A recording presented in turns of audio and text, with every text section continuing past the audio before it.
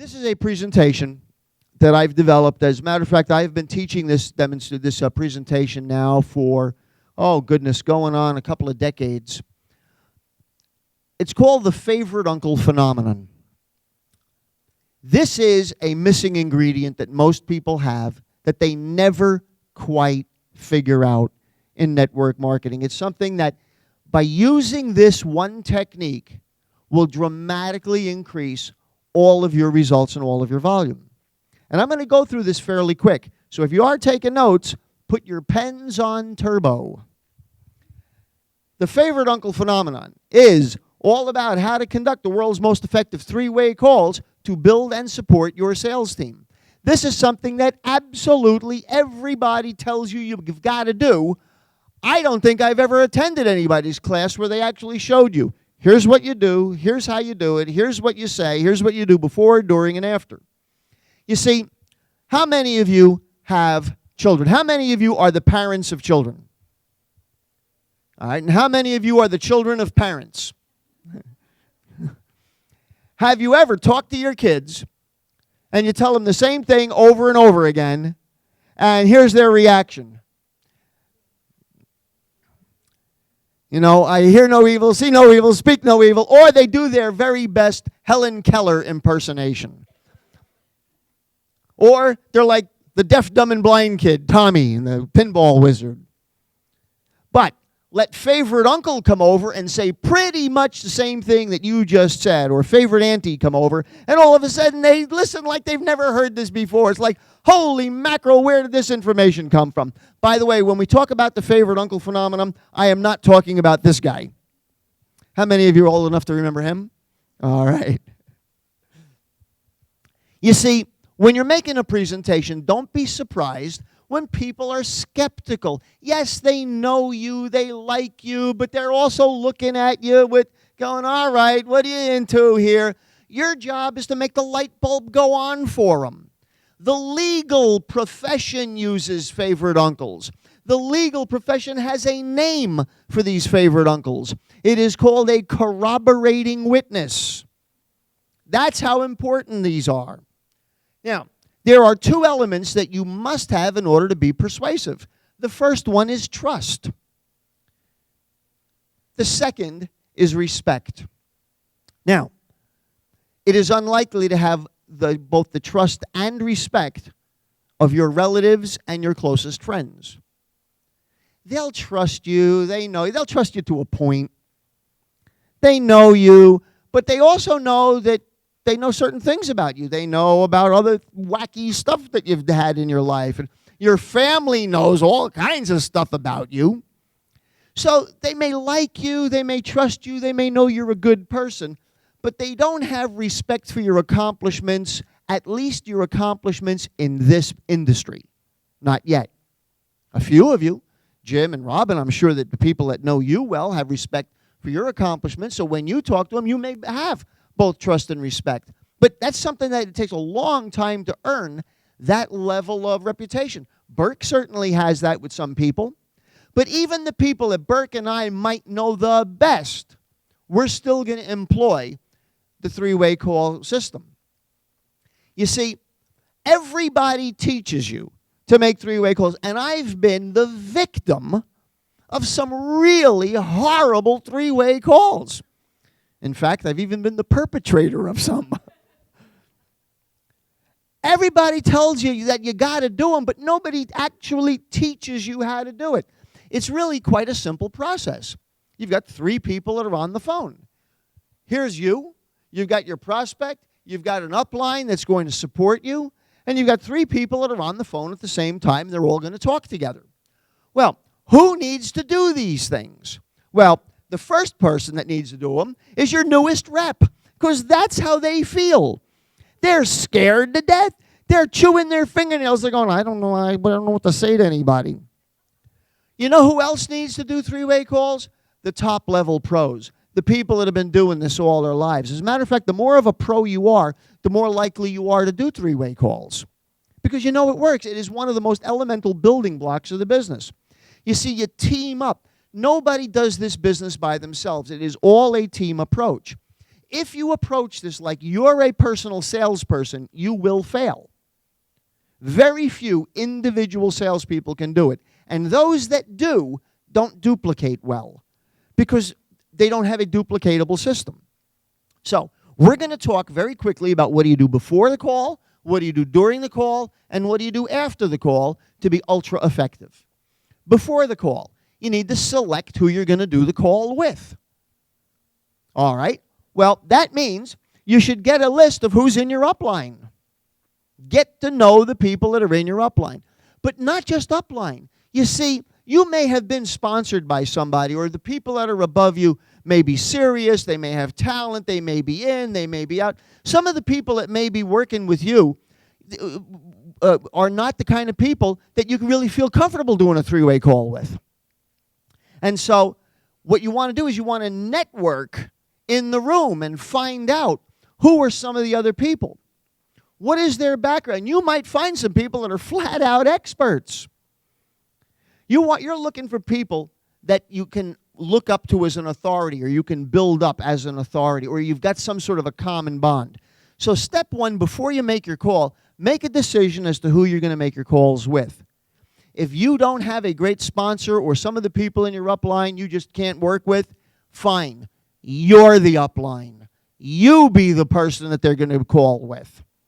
And at meetings like this, team up with a few others that are in the same situation as you, and now build a little three-way call group. Next, before the call, schedule the time for your call.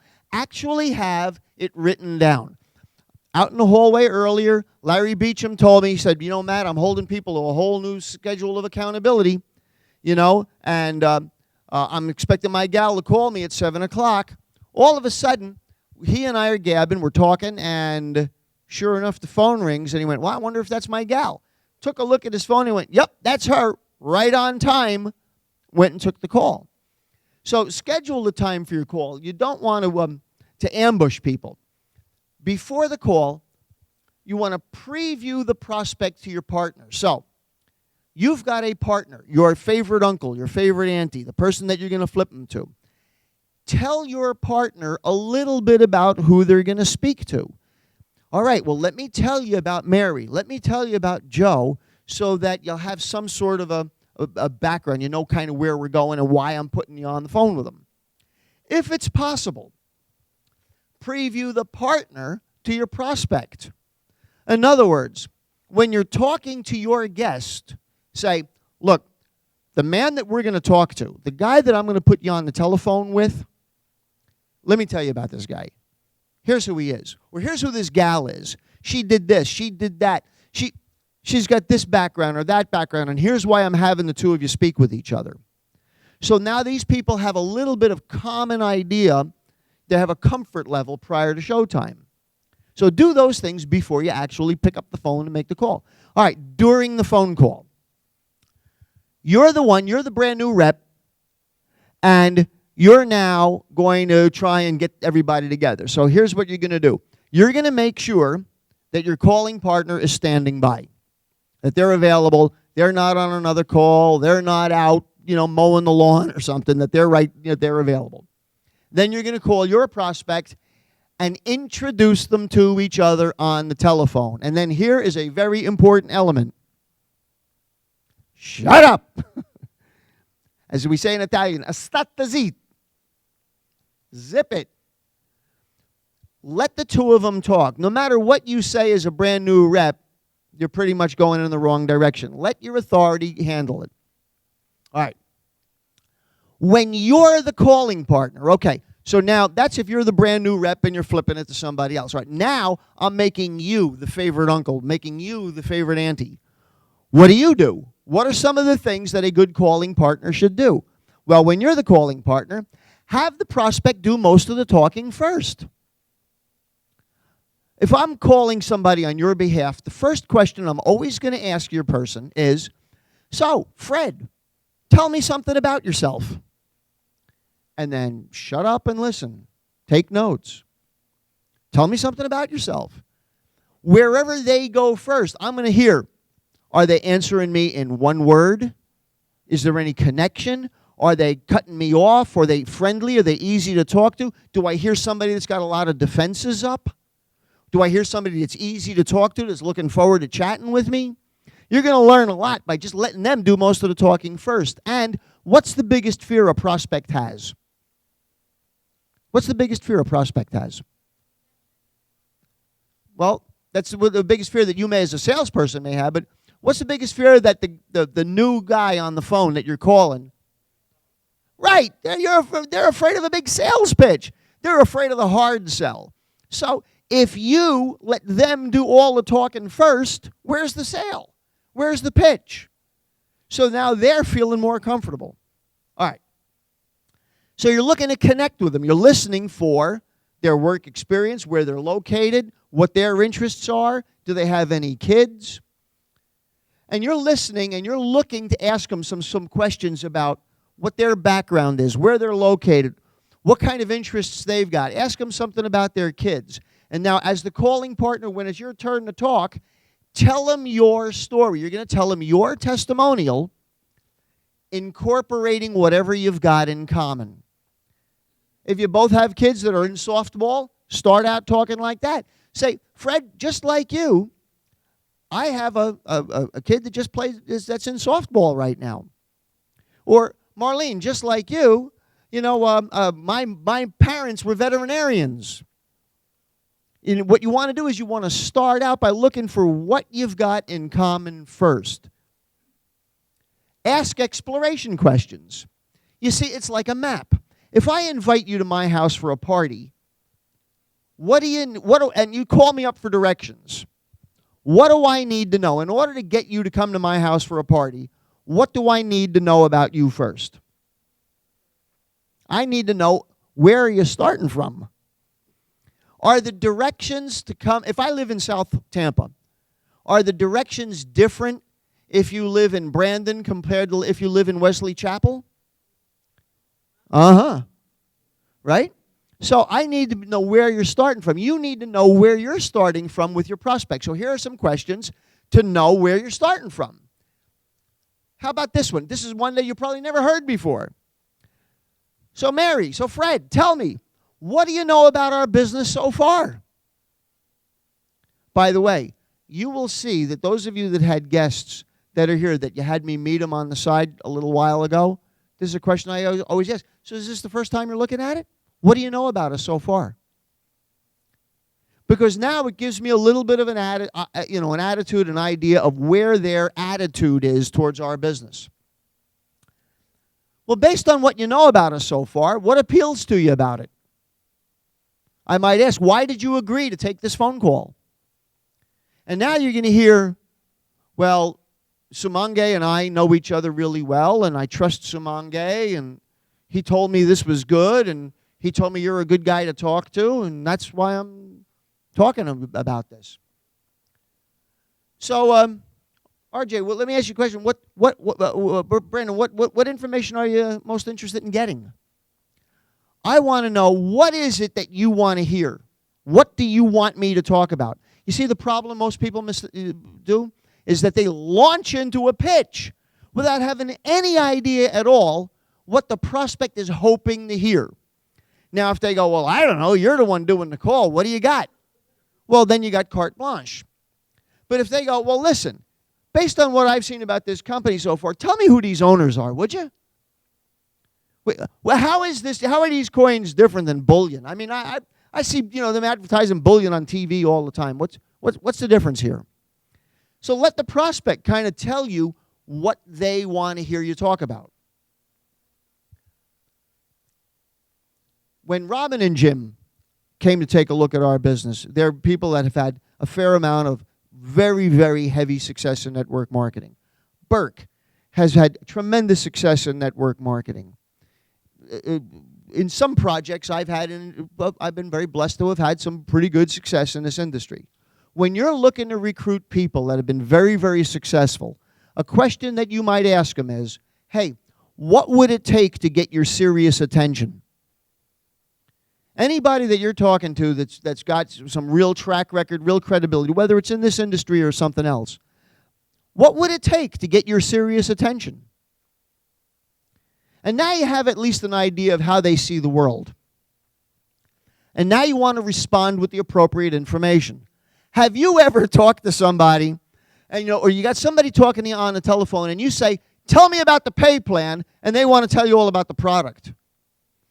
I've got a buddy of mine that anytime he talks to me, I'm going, "Tell me about the founders of the company." He can't wait to tell me about the pay plan. And he fills my head up with numbers.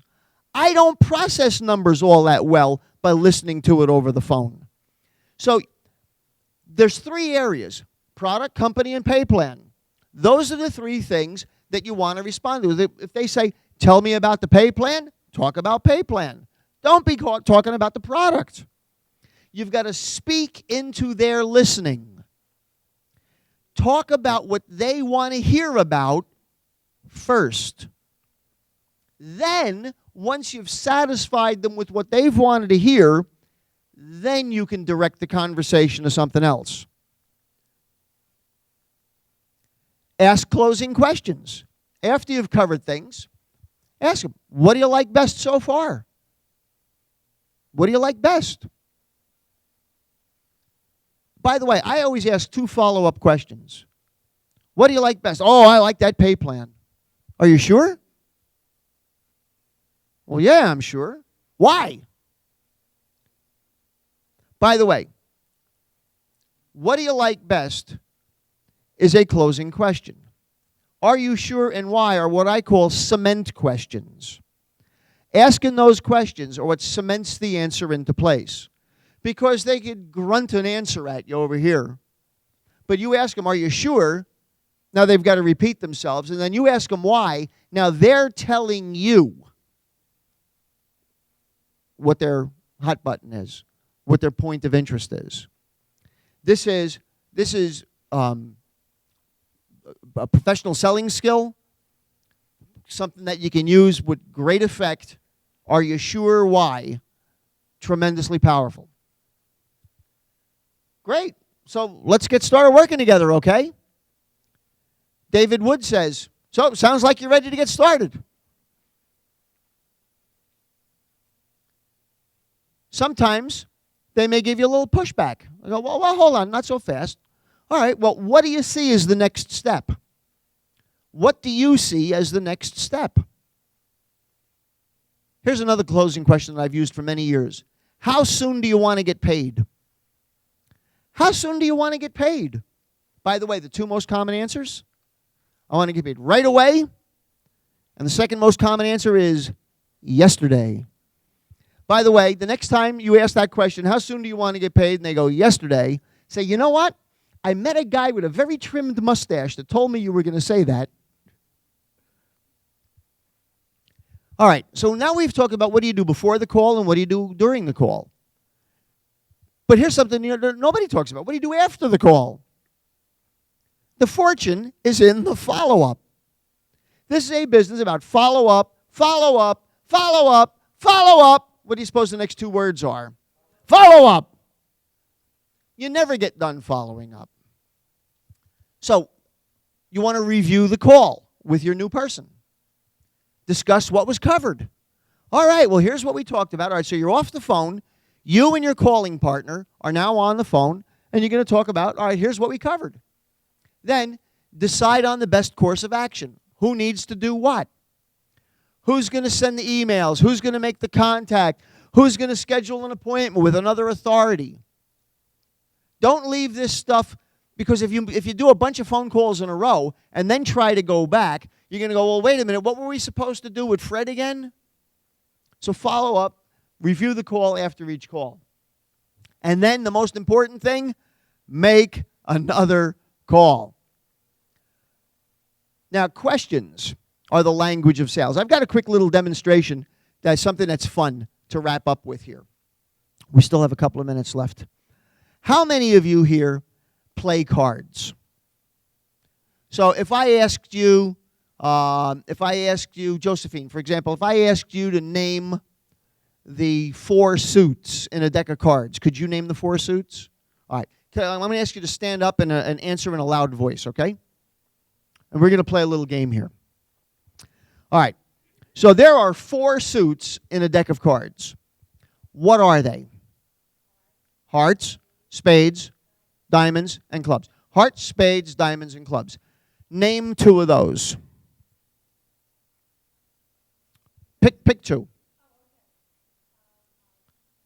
Hearts and clubs, all right? And pick one of those. Hearts, all right? So we're working with hearts. Now, we have number cards and picture cards. Tell me either numbers or pictures. Numbers. So we're going to eliminate numbers, and so that leaves us with pictures. So we're working with a pictured heart. Now, what are the picture cards? What? King, queen, jack, and ace is actually a picture card because it's not a number card. So we've got jack, queen, king, and ace. So pick two of those. The ace and king. Pick one of those. The ace. And so you had the ace and the king. We're going to eliminate the ace. That leaves you with the... we're going to eliminate the ace. That leaves you with the king. So the card that you've selected by the process of elimination was the king of hearts. Now, before I began this demonstration, I made a prediction that whoever I selected, and I wasn't sure who it was going to be, was going to select the king of hearts. Now, we're going to do this again. Now, we're going to come on over here to this side of the room. All right, now, who here has played cards before? All right. Now, Jeanette, is it? All right. Now, Jeanette, if I asked you to name the four suits, you could name the four suits? All right, what are they?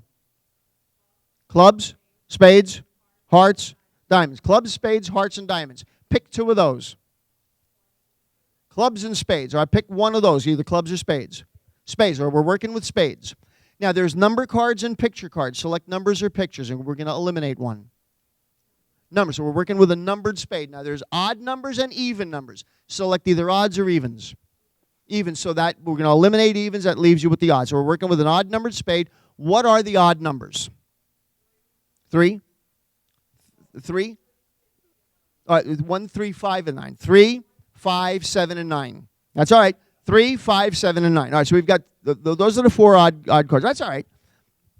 Been a while. 3, 5, 7, and 9 of spades. All right? So pick two of those. 3, 5, 7, 9. Pick two. Okay, so 7 and, pick two. 7 and 9. All right, so we're going to eliminate the 7 and 9. That leaves you with the 3 and 5. Pick one of those. Either 3 or 5. 3. All right. So by the process of elimination, the card that she has selected is the 3 of spades. Now, this was totally at random. I didn't know who I was going to pick, who'd be in the audience. So the second card I predicted that would be selected for tonight was the 3 of spades. Thank you. Who knows what I'm doing? Now, this is not mind reading. This is selling. This is how I sell. This is not how most people sell. Most people go, hey man, you really need the king of hearts. Let me tell you all the reasons why you need the king of hearts. The queen of diamonds, forget her. You don't know her. She's terrible. Talks about people behind her back. You want the king of hearts. Let me tell you all about the reason you want the king. What we did is we simply asked questions, listened to what their response was, knew where we wanted to go in advance, and carved out our direction. We're going to be teaching a lot more of this kind of stuff as you go. To wrap up, there are some landmines that you've got to be careful. Have you ever talked to people who go, hey man, how's business? They go, yeah, my business is exploding. Sure, they blew themselves up. You see, there are landmines in this business. One of them is called the ambush. The ambush is when you call up a prospect and you've got your calling partner already on the phone and you're talking to your prospect and then all of a sudden you spring on them that somebody else has been listening all this time. Oh, man, I'll hang right up on you if you do that to me. Oof. Here's one. You ever get on the phone, somebody's got their script in their hand, and boy, they just can't wait to blab all over you. Man, you got to hear what I've got. I got the most unbelievable, most incredible thing, and you're sitting there listening to them like this. What? When you pitch without knowing enough about your prospect, that is the single biggest problem a salesperson can face. When you give unwanted or irrelevant information, they want to hear about one thing, you're talking about something else. They'll tune you right out. That's a major landmine. You break an appointment. You schedule an appointment either with your calling partner or your prospect, and you break that appointment, you're breaking trust. And if you take call waiting, oh my goodness, I can't believe the amount of people that I've been on the phone with, and they're pitching me on a deal. They go, Matt, this is the greatest thing in the world. Oh, listen, Matt, hold on, I'm taking another call. You rude. I go, you know what? Me too. Here, listen to this sound. Beep. Dial tone is what they're going to hear next. All right. Here's another one. If you don't take notes, there's an old expression. A short pencil is better than a long memory. Make sure you take some notes, because especially if you're making one call after another, you're not going to remember everything that this prospect told you. Take some good information. So now we've shown you where the landmines are. We've given you a roadmap to the landmines. And so, as my belated little Italian grandmother said, pay attention when it comes to being able to be successful. Remember, every good preacher needs a good amener. Can I get an amen, Brother Matt? Folks, I wish you all, here it is Easter time, I wish you all the habits of the rabbits. Go forth and multiply. Thanks so much for coming. Good night, everybody.